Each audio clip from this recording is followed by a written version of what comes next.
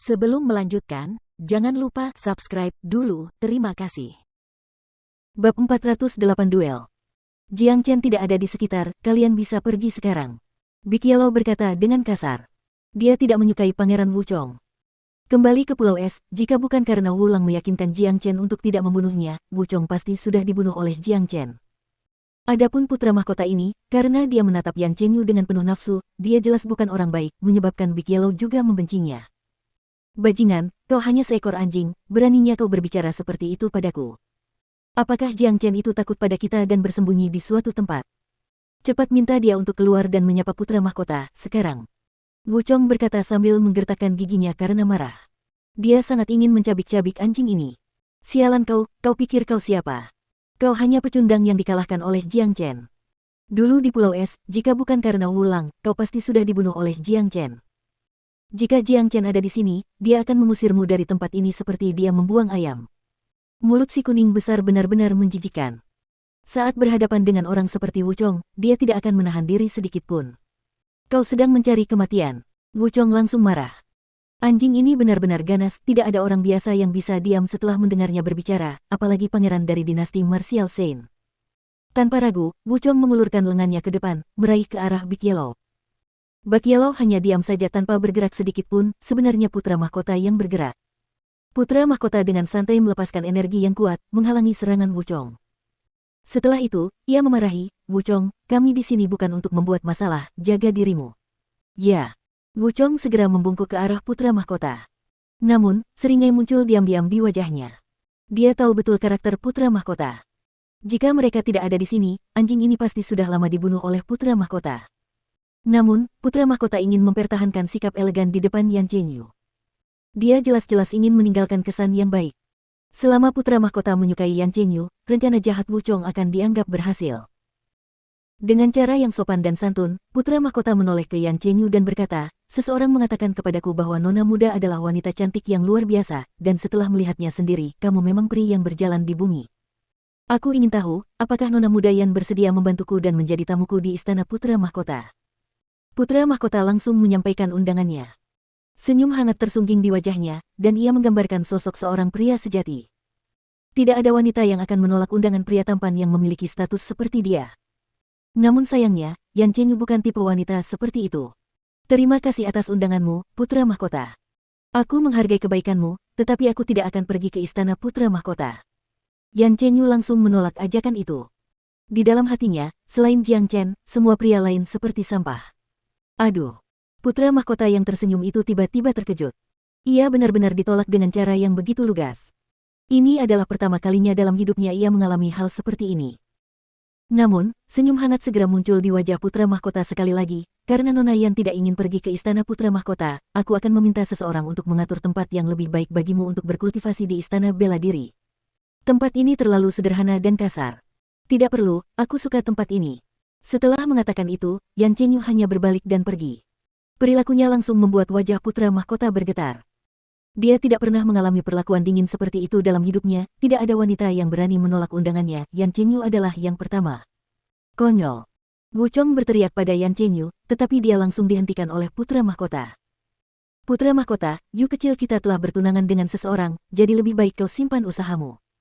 Si kuning besar berkata kepada putra mahkota dengan nada acuh tak acuh. Anjing ini tidak peduli dengan siapa dia berbicara, jika dia tidak menyukai orang itu, bahkan jika dia menghadapi kaisar kekaisaran, dia tidak akan peduli. Tidak ada pria lain selain aku yang cukup baik untuk gadis seperti Nona Yan. Putra mahkota melirik dingin ke arah Big Yellow. Setelah itu, dia berbalik dan pergi bersama Wuchong. Sial, dasar bajingan sombong. Big Yellow mengumpat ke arah punggung kedua lelaki itu. Putra mahkota memasang ekspresi muram di wajahnya saat dia pergi. Ini adalah pertama kalinya dalam seluruh hidupnya dia merasakan kekalahan.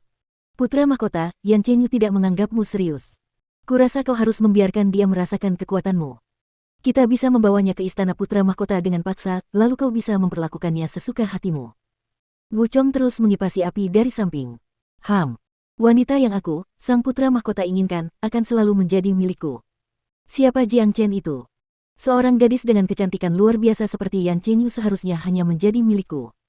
Beraninya dia menolakku seperti ini. Ketika aku akhirnya berhasil mendapatkannya di ranjangku, aku pasti akan membiarkan dia merasakan kekuatanku. Putra mahkota mendengus dingin. Apa rencanamu, putra mahkota? Cahaya cerdik muncul di mata Wuchong. Jangan terburu-buru, kita tidak bisa menggunakan kekerasan pada gadis seperti ini, mari kita lakukan pelan-pelan, aku punya banyak waktu. Dengan karisma yang kumiliki, aku menolak untuk percaya bahwa aku tidak bisa memenangkan hatinya. Putra mahkota tersenyum, memperlihatkan keyakinan penuh. Tentu saja, kau pria yang tampan dan kuat, dan kau adalah seorang pejuang jiwa tempur akhir di usia yang begitu muda. Kau adalah putra mahkota dinasti Sein bela diri, kaisar kekaisaran berikutnya, dan kau adalah komandan semua pengawal emas. Semua wanita di bawah langit bermimpi untuk melompat ke pelukanmu, dan Yan Chenyu tidak terkecuali. Wuchong menyanjung putra mahkota sekali lagi. Dia benar-benar senang sekarang. Dilihat dari bagaimana putra mahkota bersikap, jelas bahwa putra mahkota sekarang bertekad untuk menyerang Yan Chenyu, dan inilah hasil yang diinginkan Wuchong. Dengan menggunakan putra mahkota sebagai pemicu, pasti akan ada konflik besar antara dia dan Jiang Chen segera. Benua Selatan, keluarga Nangong. Selama beberapa hari terakhir, Jiang Chen telah menemani Nangong Wentian dalam kultivasinya yang terpencil. Sementara Nangong Wentian menerobos ke alam jiwa tempur, Jiang Chen telah berusaha menstabilkan kultivasinya. Dia telah memperoleh cukup banyak manfaat setelah 3 kesengsaraan kecil. Oleh karena itu, dia membutuhkan waktu untuk mencerna semuanya. Pertarungan akan berlangsung 7 hari lagi. Dilihat dari aura kakak Nan, kurasa dia akan menang. Jiang Chen dapat dengan jelas merasakan perubahan konstan dalam aura Nangong Wentian, auranya menjadi semakin dalam. Ini adalah transformasi yang baik untuk Nangong Wentian, kabar baik. Selain itu, Jiang Chen sangat tertarik dengan harta karun rahasia keluarga Nangong, yang dapat menghasilkan air suci 9 matahari. Namun, karena dia hanya seorang tamu, dia tidak dapat memeriksa harta karun ini. Oleh karena itu, dia harus menunggu hingga setelah duel untuk mencoba dan menemukan kesempatan untuk menghubunginya. Waktu berlalu dengan cepat, dan 7 hari telah berlalu. Putra mahkota akan pergi ke istana bela diri setiap hari untuk mencari Yan Chenyu dan berusaha sebaik mungkin untuk mengundangnya ke istana putra mahkota. Namun, semua undangannya ditolak olehnya. Meskipun putra mahkota masih mampu menunjukkan sikap yang elegan, kesabarannya jelas mulai menunjukkan tanda-tanda habis. Pada saat yang sama, hari terpenting keluarga Nangong akhirnya tiba. Pagi-pagi sekali, seluruh keluarga Nangong menjadi bersemangat.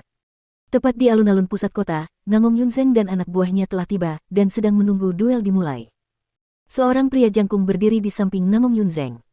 Meskipun dia tampak sangat muda, auranya sangat kuat, dia adalah seorang pejuang jiwa tempur yang perkasa. Dia menunjukkan ekspresi sombong namun arogan. Pria ini tidak lain adalah putra Nangong Yunzeng, lawan Nangong Wentian, Nangong Munyen. Di belakang mereka ada sekelompok orang dari kelompok Nangong Yunzeng. Ada juga beberapa prajurit tamu yang berbaur dengan mereka. Setiap tamu ini memiliki posisi dan status tertentu. Di seberang mereka adalah kelompok dari keluarga Nangong asli. Orang-orang yang memimpin mereka adalah kepala keluarga saat ini, Nangong Yunfan, serta tetua Tui dan semua prajurit jiwa tempur dari keluarga Nangong. Namun, beberapa dari mereka masih memiliki ekspresi pucat di wajah mereka, karena Nangong Wentian masih dalam kultivasi terpencil, mencoba yang terbaik untuk menerobos ke alam jiwa tempur.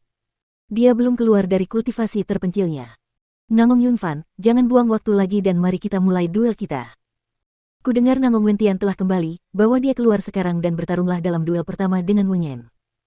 Kita akan memutuskan siapa pemenangnya hari ini dengan 3 duel, pemenangnya akan mendapatkan kepemilikan atas harta karun itu.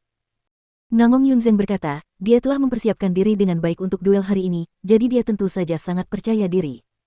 Nangong Yunzeng, pengkhianat keluarga Nangong. Tui menjadi sangat marah melihat Nangong Yunzeng. Penatuatu, simpan napasmu. Jika kau mau, kau masih bisa bergabung denganku sekarang. Aku yakin kau akan memiliki posisi yang sama di keluarga Nangong di masa depan. Kata Nangong Yunzeng, omong kosong. Dasar anak tak tahu terima kasih. Tui hanya menanggapi dengan kutukan. Ayo bertarung. Nangong Munyen mendengus dingin. Tubuhnya bergerak, dan dia melompat langsung ke panggung pertarungan yang tinggi.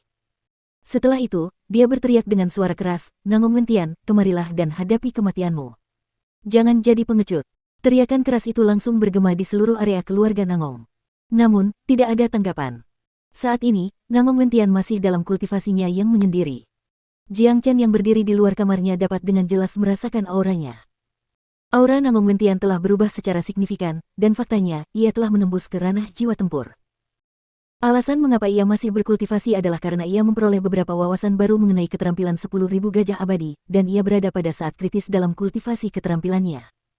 Di tengah alun-alun keluarga Nangong, Nangong Munyen berdiri tegak sendirian di panggung pertarungan, mengejek lawannya. Namun, Tuan muda keluarga Nangong, Nangong Wentian tidak terlihat di manapun. Situasi ini mempermalukan banyak orang dari keluarga Nangong asli. Haha, sepertinya Nangong Wentian hanyalah seorang pengecut yang takut mati. Bagaimana mungkin orang seperti dia bisa menjadi tuan muda keluarga Nangong? Menurutku akan lebih baik jika dia menyerah saja, sungguh tidak ada gunanya terus bersembunyi dari kita. Salah satu prajurit tamu dari kubu Nangong Yunzeng tertawa terbahak-bahak dan mulai melontarkan kata-kata sarkastis. Benar sekali, ini sangat memalukan. Nangong Wentian, keluarlah dan hadapi kematianmu. Mengapa kau tidak keluar saja dan menyerah? Kelompok Nangong Yunzeng ramai dengan kegaduhan. Ketidakhadiran Nangong Wentian membuat orang-orang dari kelompok Nangong Yunfan merasa sangat malu. Ini bahkan lebih buruk daripada sekadar mengakui kekalahan. Apa yang terjadi dengan Wentian? Ini sama sekali bukan gayanya. Bahkan jika dia tidak berhasil menembus alam jiwa tempur, dia akan tetap keluar dan bertarung karena emosinya. Tui berkata sambil mengerutkan alisnya. Nangong Yunfan, tidak ada gunanya terus membuang waktu seperti ini. Aku memberimu 5 menit lagi, dan jika Nangong Wentian masih tidak muncul, aku akan menganggap Wenyan sebagai pemenang duel pertama ini. Nangong Yunzeng mendengus dingin dan berbicara. Ledakan. Tepat setelah Nangong Yunzeng selesai berbicara, suara ledakan terdengar dari sisi selatan keluarga Nangong. Gelombang udara yang dahsyat melesat ke langit, dan bersamaan dengan itu, seorang pemuda dengan tubuh yang tinggi dan tegap muncul. Siapa bilang aku, Nangong Wentian tidak berani bertarung dalam duel ini? Suara Nangong Wentian begitu keras hingga menyerupai suara guntur yang tiba-tiba. Dengan sekejap, ia muncul di panggung pertempuran.